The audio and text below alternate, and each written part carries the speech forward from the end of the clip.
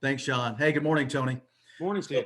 so you hear the stat, this first time since 1970 that Tennessee has won its first four SEC series. Coach, what does that mean to you and to the players when you hear something like that?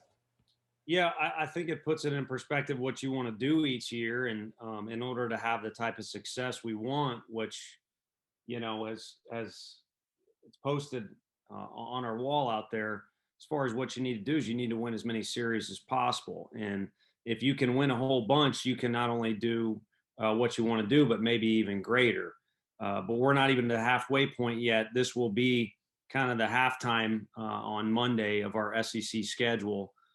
So at this point, since we have won, four series already, we've put ourselves in a good position where, in my opinion, you actually can simplify and just start thinking stack as many SEC wins as possible. So grab them anywhere you can with these remaining 18 games, if I have that right, and we'll be in a good position at the end of the year. You guys are two of the three teams that are tied for first in the Southeastern Conference. You share the Eastern Division lead. Just give me your thoughts, if you would, on Vanderbilt, what you see as their strengths, and also self-scout the Volunteers. How do you feel your team is going into this matchup? Well, I think our team is stronger, having survived our trip to Western Carolina. It came with a lot of different challenges, but we had a lot of different contributors, including getting Jackson Greer back in the fold, who, in my opinion, is maybe the strongest SEC number 2 catcher in the league. Kyle Booker with another great performance and a spot start, sometimes off the bench for us. Sean Hunley certainly should have regained some confidence, in my opinion.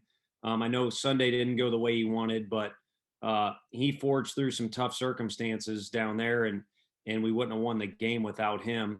And we were able to get a bunch of guys back out there, that hadn't pitched in a while. So just overall, I think we're in a stronger, better place than we were on Tuesday. I mean, a guy like Max Ferguson is starting to just play baseball, and you see the results there.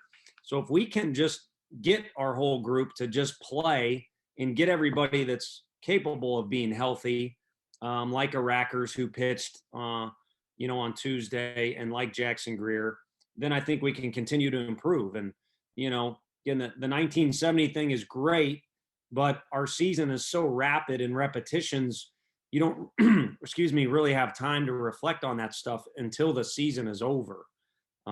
So, if we're playing our best ball, we can win more games than we've already won, I guess is the general synopsis. And then as far as Vanderbilt goes, it all starts with their number 1 starter. Rucker will take the mound and lead the way, and arguably a guy who's just as good, or however people stack those two guys up. I haven't got to Saturday's reports yet, but some pretty special arms that are complemented by a lot of well-rounded baseball players for their team. Guys that play good defense, can steal bases, and are fully capable with the bat. We'll go to Mike Wilson next, and then Ben. Yeah, Tony, where does this stack up for you in terms of an important regular season series throughout your coaching career? That's a tough one. Now you got me reflecting. I know which ones were either really fun or really tough to take after. And that Max Scherzer, Jabba Chamberlain matchup was incredible. So there's a lot that come with hype prior to, but until the story's written, you can't really decide what you think of the book or the movie, so to speak. So I think for us, it truly is the most important one, because it's the next one. Last week was the most important, but now this one is getting us closer to May, where we want to play our best ball. But it is a divisional opponent. It is the biggest series of the year because it's the next one, and it's the last one as far as, COVID times tell. You never know when one's going to go away. So that really is the perspective I've had on it. And I kind of get the vibe from practice yesterday that it's kind of the same deal for them. If you put one of these on too much of a pedestal in our league, it'll overwhelm you. And if you put one down below that, well, it's not a divisional opponent, or it's not this, or their record's not as good, then you're going to get beat. And I think one thing our guys have learned in our time here is this league is very harsh. And if you get too excited about an accomplishment or an opportunity, again, it'll swallow you up. And if you take something too hard, like even just one at bat, I mean, there's pitchers in this league that can absolutely undress you. And if you take one at bat too hard on yourself, or take it too close to the core of your soul, the league will beat you up, and you won't be heard from again as an individual, or maybe even your team. Tony, what's your level of concern with the pitching staff, if you have any concern at all outside of your starters? There's some reliable arms back there that maybe haven't been as crisp of late, and I imagine Frank wasn't too happy with the performance on Tuesday night. Yeah, well, really, this thing goes in cycles. I know it's 56 games, which is smaller than the major league sample you get, but for college kids, it's a lot of ball, and it's a long year. And so there's a lot of different things that happen. You're never going to have all 9 guys firing on all cylinders in your lineup. You're never going to have everybody healthy. You're never going to have your starting rotation set the whole year through, or this guy's this role without changes. So as we go through the year, you see new changes. As a fan or a media member, you might get excited about, well, now this guy's doing this, he wasn't before, or you might be disappointed. This guy used to do this and he's not. Well, it all kind of fluctuates up and down. And the one theme that stays consistent with this group, and I can say this because it's a group that has some talent. So fortunately, our problems are, we've got just as many as anyone in our league, but they're not massive. The one main one is guys being true to who they are. And sometimes guys do well and think they need to do, even greater than that. And they start getting in their laboratory and coming up with this master plan. Or other guys overthink things and they don't do as well as they can because, they're so locked up in their own thoughts that it's almost like driving their car with the emergency brake on. So if we can get everybody on our roster healthy and just being who they are, we'll have success. And I think right now you could pick offensive members or pitching members and say they're trying to be somebody they're not. As far as Western Carolina goes, it's funny, Coach Anderson and I had a long talk in this office, and he actually was really happy with how a lot of pitching things went. I don't think anyone was happy with how the game did. I think there was a sense of uncertainty for some of the guys that hadn't pitched in a while, and we wanted to see some presence. Obviously, it's tough to go out there, just once a week or every now and then, or only get to face a few hitters and really settle in or be comfortable. But that's better than not pitching, is getting out there and getting an opportunity. So if you get it, you need to have some presence to you, and you need to put your fear, if there are any fears, in your back pocket. And I think early in the game, that would be the one thing that all of our coaching staff was a little disappointed in.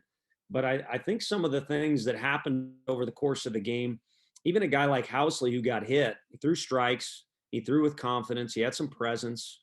Hundley's box score wasn't what you wanted, but if you were in that park, Sean Hundley was the MVP of the day.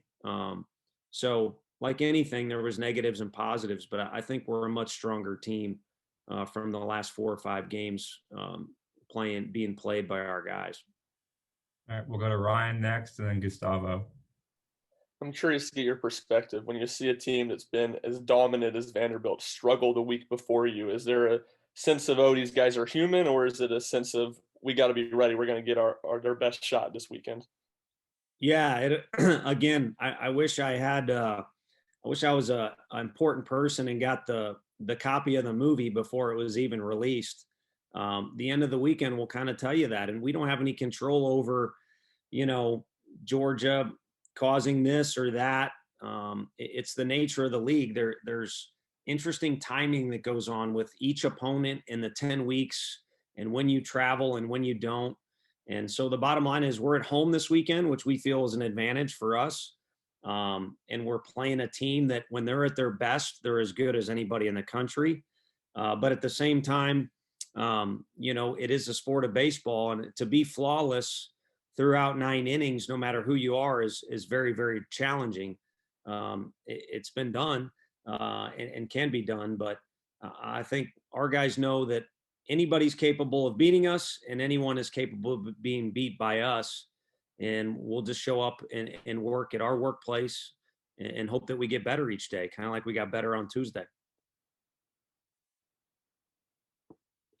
Tony, big series. A lot of people in Knoxville saying one of the biggest series in program history, and you guys haven't won a series versus Vandy since 2016. How big is this moment for you guys?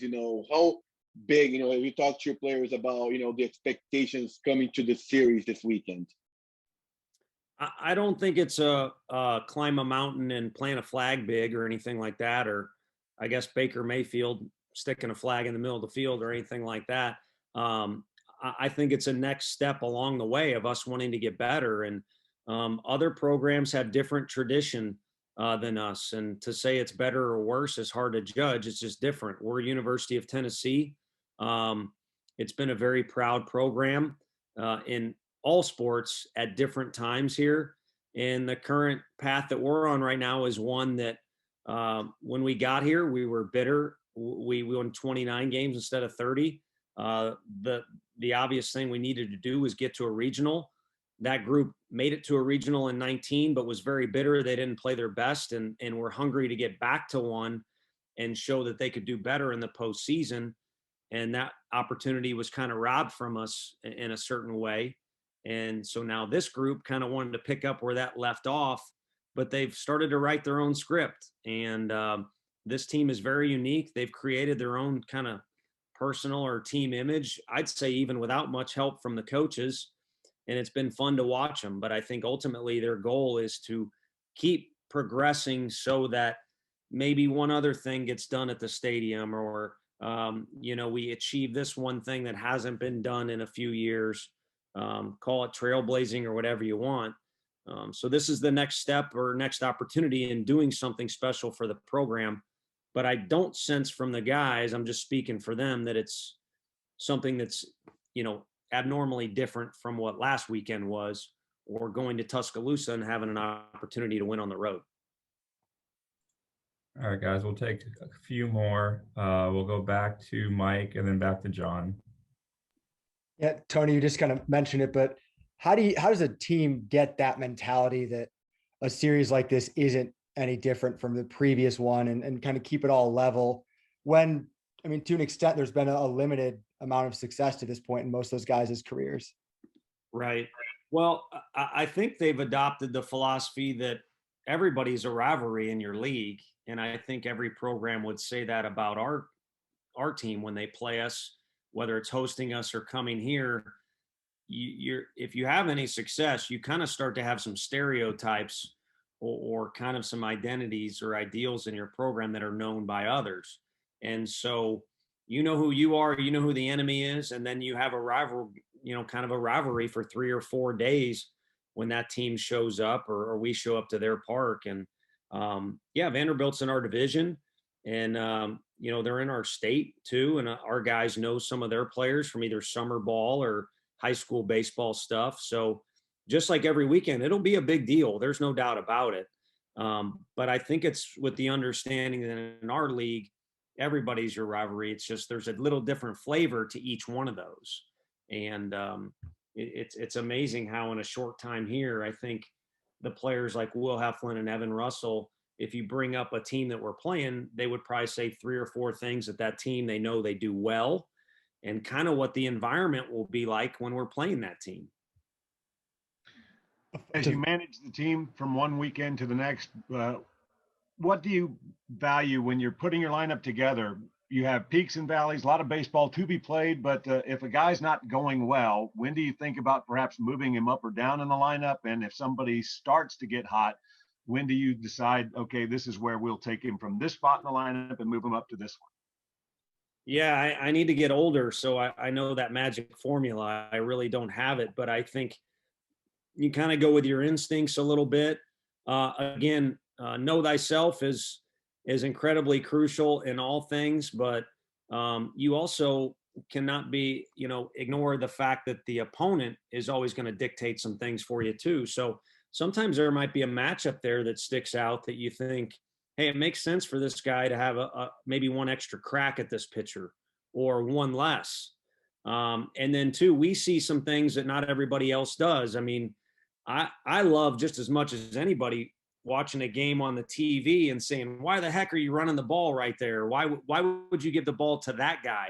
Other than the Seahawks not giving the ball to Marshawn, I think it's tough to be too critical when you're sitting on a couch, because you're on the couch and you weren't at practice. You maybe don't know things that are going on in the training room. I swung it, or we kind of pay attention to our guys' thoughts, verbally, what they say or their presence, and all that goes into that. And we just try and make educated decisions, but it's certainly no exact science.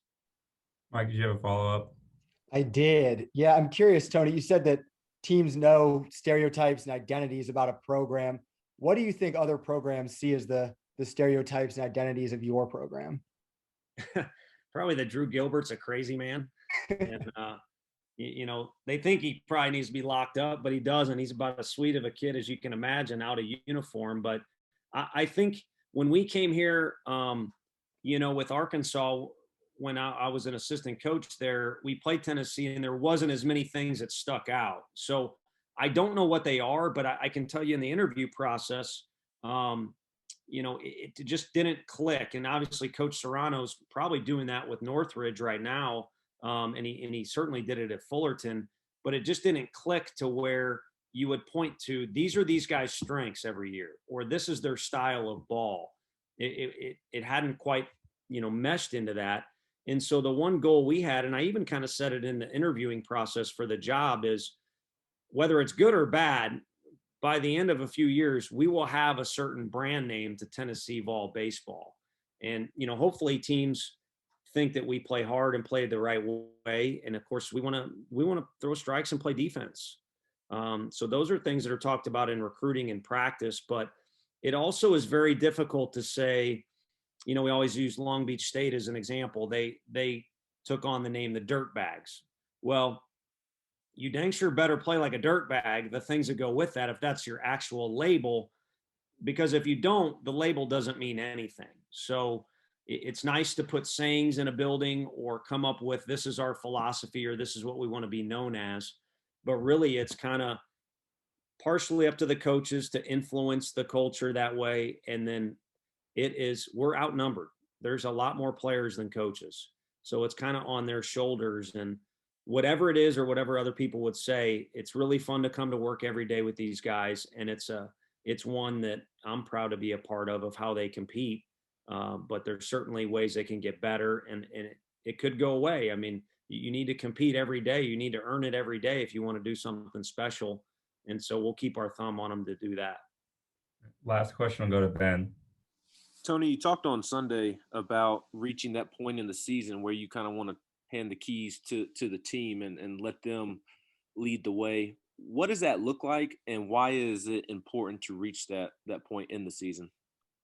I think you get to a point where you run out of practice days. Honestly, I'm just kind of spitballing. You get to a point too where it's 90, 95 out. You don't want to wear your guys out any more than game day does. By then you've probably met on a lot of different topics, or you've made some mistakes, and you've this game you never quite figure out 100%, but maybe you've hashed out some areas. So I feel like if we're earning our salary up here in the office, we've covered or checked a lot of boxes by the time we get to May. And also the competition is fierce. The weather is a grind. The guys are more experienced and more comfortable in that particular setting now that we're deeper into the season. So it's time to just play ball. And I don't think we're anywhere near that part yet. I mean, we met in the dugout yesterday for probably longer than we've met in a while, just because that game Tuesday was crazy and we had a bunch of examples to talk about. And rather than do it there after a 4-hour game, we did it here. But a lot of those things would be repetitive if we brought them up in May. So I feel like there's a filtering down process to where, playoff game number one. It's here's your opponent. They're really good. You're really good. Go get them. All right. Thanks, Coach. Appreciate your time today. Yeah. Thank you guys. Appreciate it.